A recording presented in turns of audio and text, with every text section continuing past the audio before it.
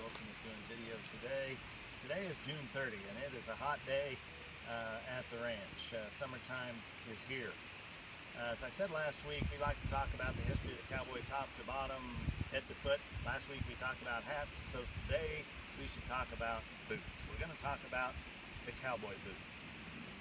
And I think we should talk about fashion versus function. Cowboy boots have remained popular through the years as fashion trends have come and gone. But the reality was the cowboy boot really originated as a matter of function. There were certain functions that the cowboy boot was to fulfill that was for the use, the functionality of the working cowboy. And so I want to talk about that a little bit today. Who invented the cowboy boot, when and where? Well, yesterday I was at the National Cowboy Museum and Western Heritage Center in Oklahoma City, and I highly recommend it. Great source of history on the American cowboy. And there's a boot display there, and it shows a lot of different kinds of boots. And the truth is, we don't know exactly who first invented the cowboy boot. But we believe a very strong case can be made that the cowboy boot was invented in Olathe, Kansas, by a man named Charles Hyde. Very much these days, shoemaker, and Charles Hyde had a boot shop in Olathe. And according to the story, Cowboy delivered cattle to the Kansas City stockyards, which was a very major livestock terminal. And when he got done, he stopped in Olathe, Kansas, just west of Kansas City, and he stopped in at Charles Hyde's boot shop, and he said he wanted a particular kind of boot. He'd been wearing his old Civil War boots, and he wanted something better that would suit the function, the needs of the working cowboy. And so he asked for certain functions. And I have this boot here as an example to talk about what those are. So one of the features that he looked for was a tall shaft, a tall part to cover the lower leg of the cowboy. And this obviously was to protect the lower leg of the cowboy while he was riding if he was in thorns or in brush. Or if he was on the ground, it would protect him from a snake bite. He wanted a scalloped front and back, meaning that this is curved to get the foot in and out of the boot easily. And these boots have both a pull tab and actually holes, finger holes, to help a cowboy pull on a pair of boots.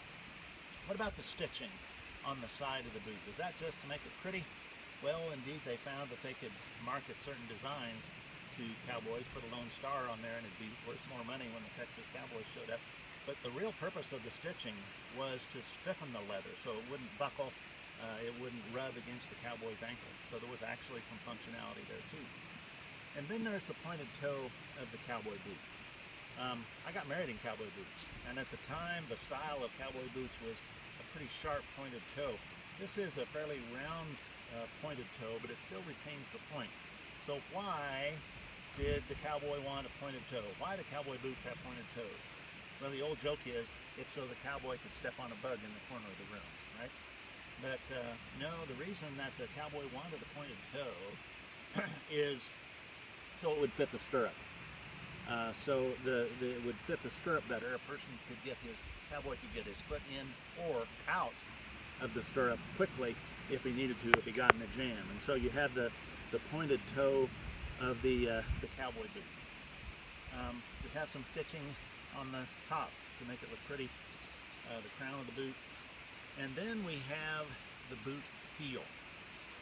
Now, I love talking to kids about cowboy history, and I like going into schools and telling about the history of the cowboy, including the cowboy boot. And one day I was talking to some kids in a school, and I talked about the cowboy boot and the boot heel, and the fact that this boot has a very sharp underslung heel. So the heel is tall and thick and cut at a sharp angle. And I was explaining this to the kids, that these cowboy boots had a long, sharp heel, and I said, what I found is that these long, sharp heels were not very comfortable for walking. They were not comfortable to walk in.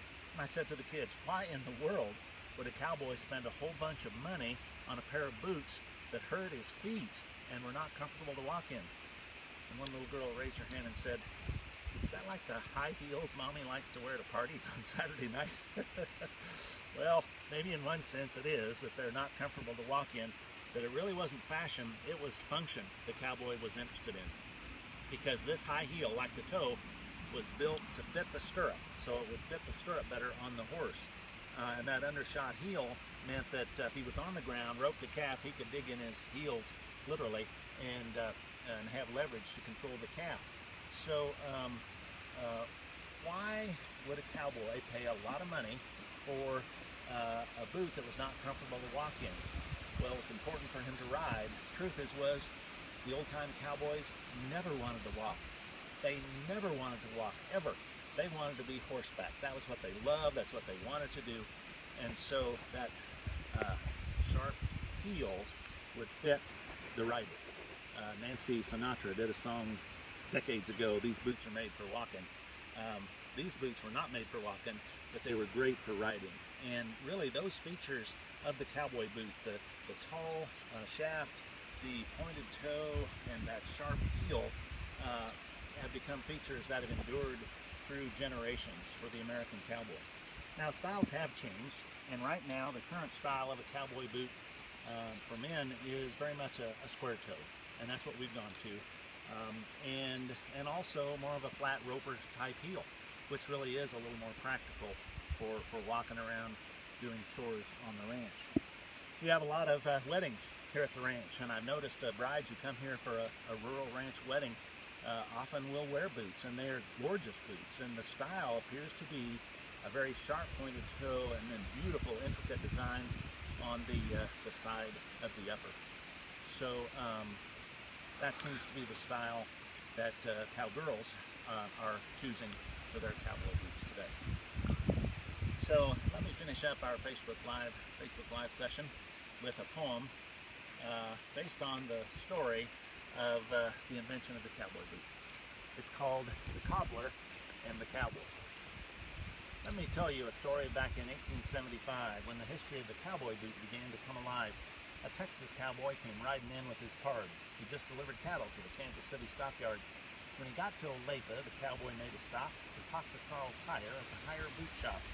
Charles Heyer was a cobbler of German descent. Harness, boot, and shoemaking was how his time was spent. The cowboy told him he was tired of his old Civil War boots and wanted Heyer to make something better to suit.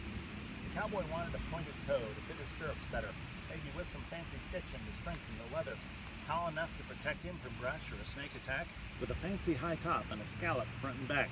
And he wanted a high heel that would dig into the ground if the cowboy roped a calf and it tried to run around. So Heyer set to work to create this new design, and when the cowboy saw it, he said it was mighty fine. He showed off his new boots as he rode away that morn, and that's how the history of the cowboy boot was born. So we celebrate this element of our early Western roots, and that's the story of how Kansas gave Texas the boot. So the cowboy boot has really served the test of time. Through function and fashion, that cowboy boot has served for more than 150 years, and it's still the footwear of choice for cowboys out on our ranch today. So as we finish up with Live from the Lazy T Ranch today, on behalf of our family to yours, we wanted to wish you a very happy Independence Day and a blessed 4th of July. Be safe, be well, happy trails, and God bless. Thank you all for watching today.